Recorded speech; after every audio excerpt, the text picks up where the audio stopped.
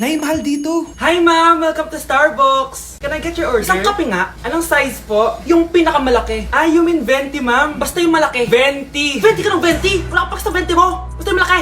Okay, isang 24 ma'am. Yun lang po ba? Anak, ano sa'yo? Anay, yung akin ice caramel macchiato with 2 shots of white mocha and Sabrivay.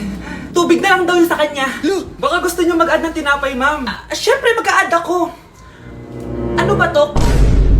Coin, ano yun? Ah, you mean Queen Aman, ma'am? Ah, oo yun. Alam ko naman. Nakalimutan ko lang. Your total is 1,200 po, ma'am. 1,200? Yun lang? Bonus ka siguro, no? Asa na manager mo? Ako po yung manager, ma'am. Ang mahal-mahal ng kape nyo. Sa amin nga, 14 pesos lang yan. Sko, ano ba meron dyan? Ginto? Ang dami yung nasa menu, oh. Pare-pares lang naman lasa niyan. Ewan ko ba, bakit ang dami-daming tao dito? Pumipila pa. Kala mo naman napakasarap ng kape. Ang mahal naman. Eh, di sa inyo ka magkape? Sino ba nagsabing pumunta ka dito? Ang haba na ng pila, oh. Ano, babayaran mo ba to? Pa-void na lang. Sa amin na lang kung magkakape, yung 3-in-1.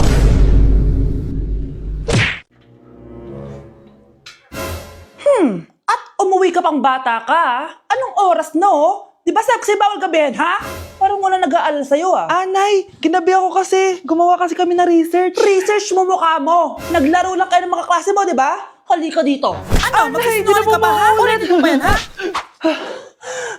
Nay, panalo kami. Ako last shot. Panalo ka pa, ha? Di ba sabi ko sa'yo, bago ka muna lumabas kasi may lagnat ka kahapon? Ang tigas talaga ng ulo mo. Ilang beses ko na sinabi sa'yo yan, ah. Halika dito. Na naman? Pasaway kang bata ka. Aray, Nay. Masakit na nga yung katawan ko sa basketball, eh. Ayan, ang kulit mo kasi. Sige na nga, punta ka dito. Oh, lagyan na lang natin yan ng Tiger Balm plaster para mabawasan ng sakit, ha? Sige po, Nay.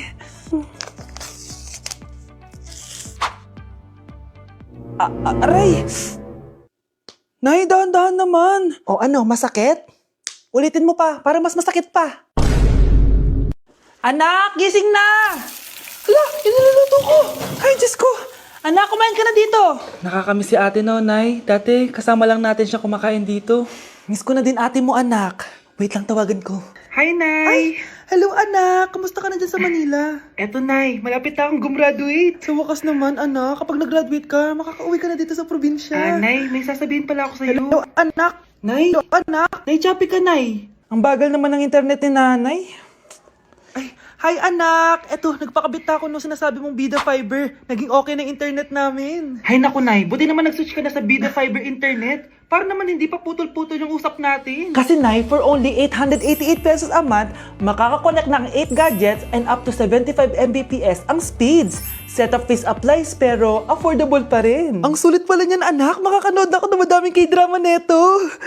Nga pala, anak. Ano yung dapat mo sasabihin kahapon? Nay, uuwi ako bukas dyan! Talaga, anak? Yay! Uuwi si ate! See you, anak! See you, Nay!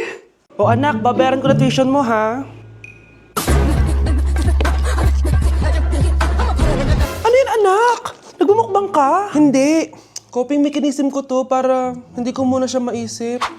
Alam mo, Nay, baka kailangan ko lang talaga umalis ng bahay. Tsaka, may kukunin ako. Ang gastos talaga kapag bagong break, no? Oh, ano na naman yung kukunin mo? Kukuha ako ng BDO Pay card kasi balita ko, it works like an ATM card but with no initial deposit and no maintaining balance. Totoo ba, anak? Yes, Nay. You can use it to pay in stores tapos you get to enjoy mga deals and rewards if you link your BDO Basic account to your BDO Pay. Eh, paano naman kumuha niyan, anak? Madali lang, Nay. Just sign up for a BDO Basic account and once approved, pwede ka na pumunta sa nearest branch to get your BDO Pay card.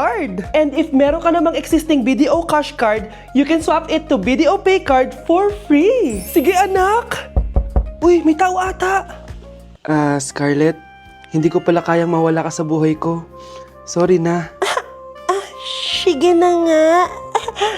Anak, ang sakit na ulo ko. Ano kaya to? Try mong isearch sa Google, Nay. Google? Ano yun? Gamot? Hindi gamot yun, Nay. Lalabas doon kung bakit masakit yung ulo mo. Ah, sige. Sabi dito, anak, may stage 4 cancer na daw ako. Ha? Cancer? Wait lang, anak. May gamot daw dito. Inumin ko daw yung Efficacent. Oh, ayan. Naniniwala kasi agad eh. 5 minutes na, di pa rin nag-reply jowa ko. May kabit siguro to. Ate, try mo search sa Google. Ah, tama. I-search natin sa Google. Tama nga hinala ko. May kapit nga siya. Agad ka naniniwala dyan? Maghihiganti ako sa inyo. Happy Mansari, babe! Para sa'yo! Mansari mo mukha mo! May kabit ka! Ha? Anong kabit? So surprise kita kaya di ako nagre-reply. Ganun ba? Ang bobo naman ng Google. Si overthink naman. Paano tumaas ang grades? Hay naku, wag ka na mag-search sa Google. Ha? Bakit naman? Gayahin mo na lang ako, kaya mataas yung grades ko kasi jowa ko yung teacher. Ano? Actually, magkaka-baby na kami. Excited na ako. Umamin ka nga sa akin, Brianna. Bakit ang daming pera ng wallet mo?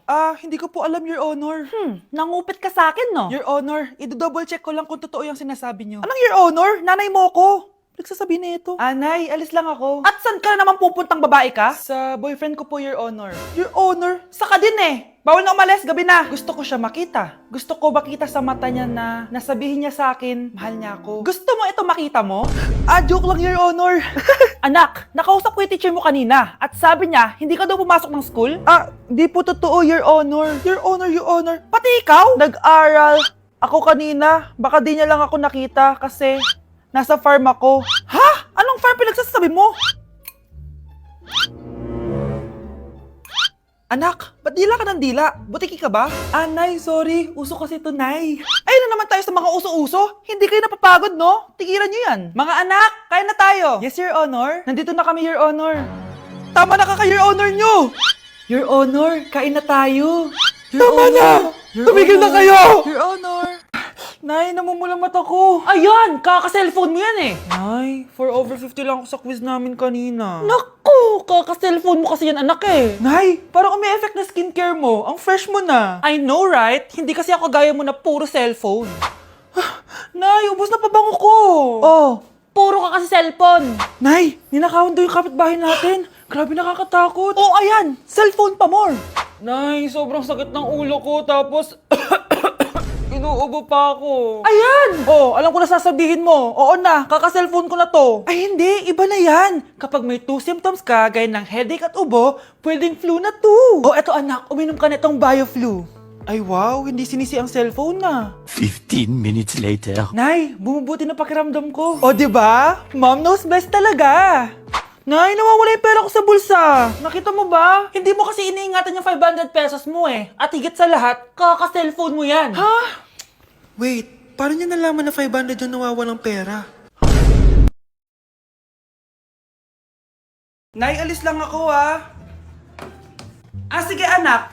Iniwan niya phone niya? Ano kayang pinag-uusapan nila dito? Mga walang iya kayo.